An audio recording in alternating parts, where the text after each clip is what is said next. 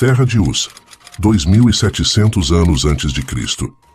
Aqui morava Jó, um homem que possuía grandes riquezas e rebanhos e também muitos servos. Ele era um homem bom, honesto e justo, que amava respeitosamente a Deus. Considerado o homem mais rico e próspero do Oriente. Jó tinha uma grande quantidade de animais, incluindo 7.000 ovelhas, 3.000 camelos, 500 juntas de bois e 500 jumentas. Além disso, tinha servos para auxiliar em tudo o que precisava. E não parava por aí. Também tinha uma família maravilhosa, com 7 filhos e 3 filhas. Jó era um homem piedoso, preocupado com a santidade de sua família.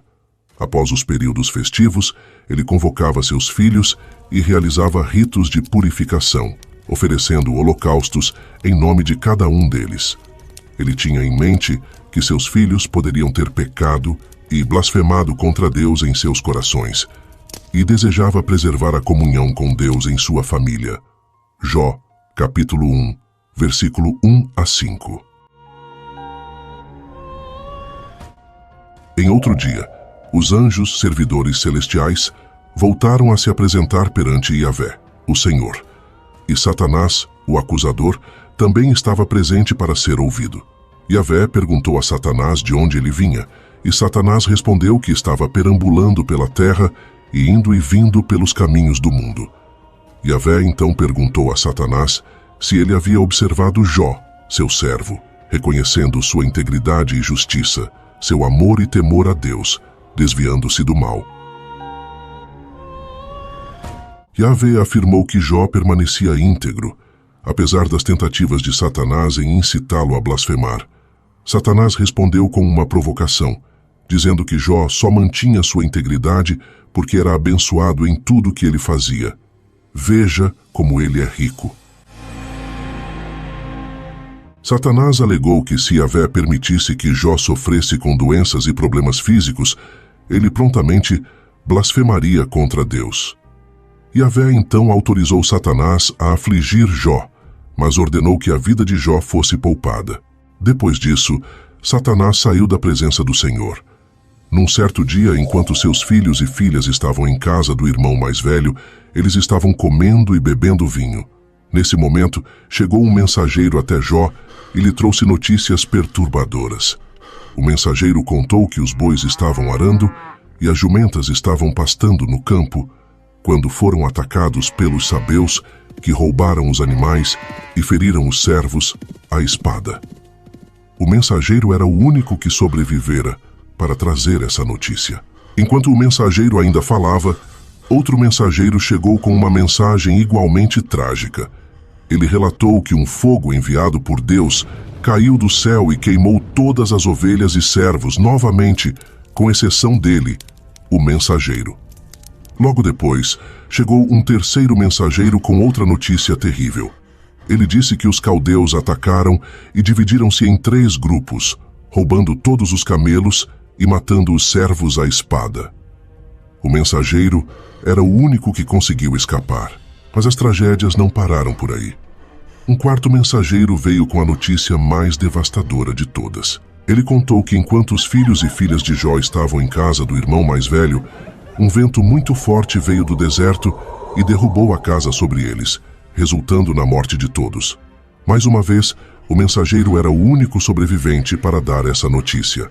Diante de tamanhas tragédias, Jó se levantou, rasgou suas vestes, raspou sua cabeça e se prostrou no chão, adorando a Deus. Ele disse: Nu saí do ventre da minha mãe e nu voltarei. O Senhor deu, o Senhor tomou. Bendito seja o nome do Senhor.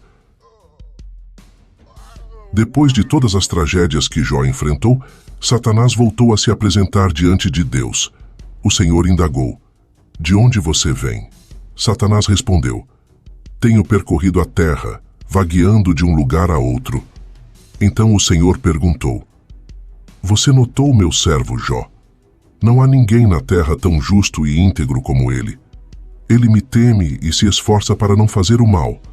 Apesar disso, você me instigou a permitir que Jó fosse afligido, embora ele fosse inocente.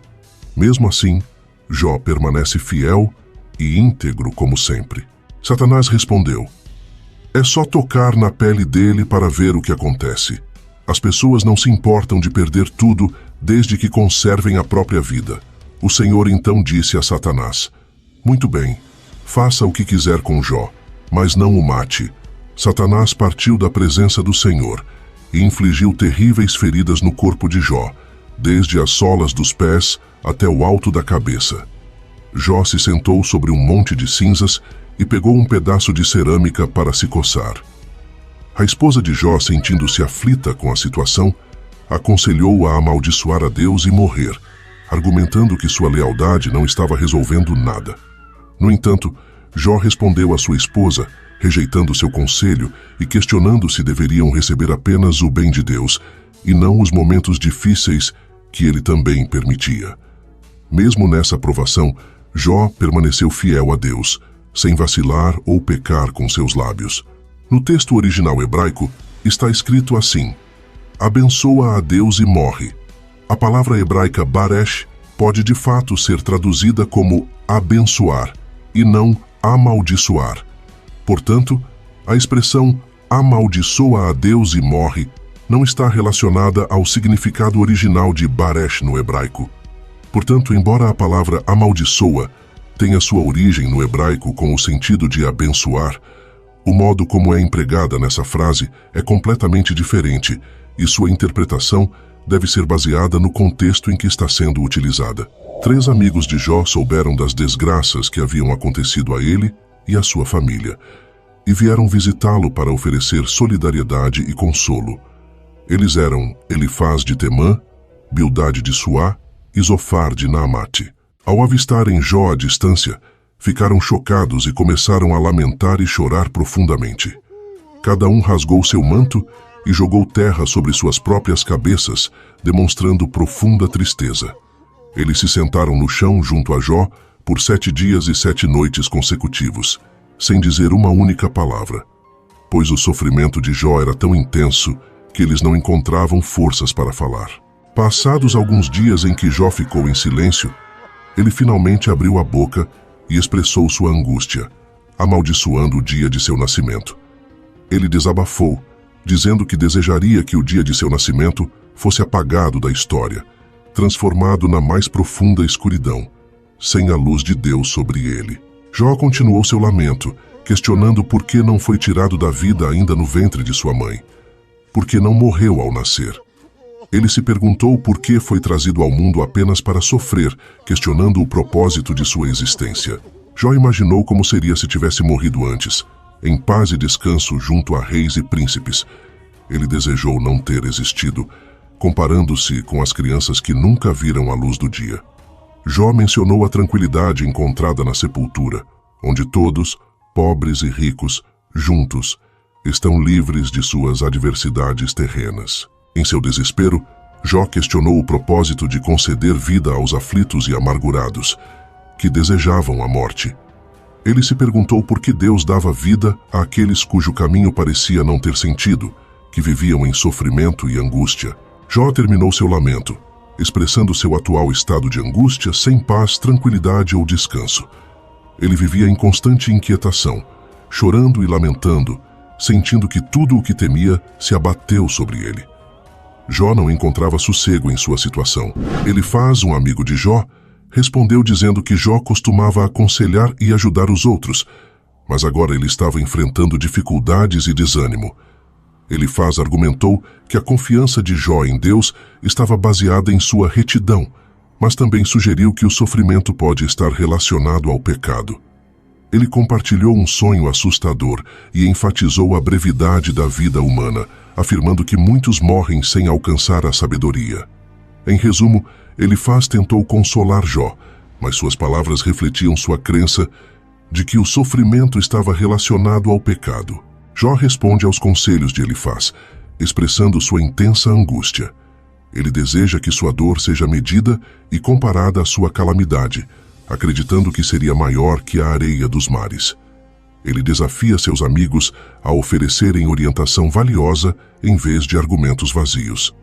Jó acusa seus amigos de não compreendê-lo e pede compreensão e justiça. A resposta de Jó reflete seu sofrimento profundo e busca de entendimento diante de sua situação desesperadora. Clamando em agonia, Jó ergueu seus olhos para os céus estrelados e suplicou a Deus, dizendo: Ó Deus Todo-Poderoso, eu clamo por ti em meio à minha aflição. Mostra-te a mim, pois desejo falar contigo e entender o motivo do meu sofrimento. E assim, em resposta à fervorosa súplica de Jó, Deus se manifestou de maneira extraordinária. Uma voz ressoou como o trovão nas alturas, ecoando pelo deserto escuro. Deus perguntou a Jó com uma voz poderosa e majestosa: Quem é este que escurece o meu conselho com palavras sem conhecimento? Agora, Jó, prepare-se como um homem e responda-me, pois eu o interrogarei e você me ensinará. Os olhos de Jó se arregalaram diante da grandiosidade da voz divina. Com humildade ele respondeu: Senhor, reconheço que minhas palavras foram sem entendimento e me arrependo. O que posso responder a ti, que tudo sabe e tudo pode? Então, Deus começou a fazer uma série de perguntas a Jó, perguntas que transcendiam a compreensão humana. Ele indagou sobre a criação do mundo, a ordem dos céus e a maravilha da natureza. Deus fez aproximadamente 70 perguntas a Jó. Enquanto Jó ouvia essas perguntas divinas, ele se sentia humilde e pequeno diante da majestade de Deus. Ele percebeu a vastidão do conhecimento de Deus e sua própria limitação como ser humano. Ao final, Jó respondeu a Deus com reverência e submissão, reconhecendo sua pequenez diante do Criador do universo. Ele disse: Eu te conhecia apenas de ouvir falar, mas agora os meus olhos te veem. Eu me arrependo de minhas palavras e me coloco diante de ti, Senhor, em humildade e reverência. Nesse momento, Deus olhou para Jó com compaixão e restituiu todas as suas riquezas materiais, proporcionando a Jó um novo rebanho de gado, o dobro do que ele havia perdido. Além das riquezas, Deus abençoou Jó com uma nova família. Ele teve novamente 7 filhos e 3 filhas, e a narrativa afirma que suas filhas eram as mais belas da terra. Deus também prolongou a vida de Jó, permitindo-lhe viver até uma idade avançada e abençoada. Deixe um versículo bíblico que você mais gosta nos comentários, pois alguém precisa dessa palavra. E diga de qual cidade você nos assiste. Que Deus abençoe sua vida, em nome de Jesus. Amém.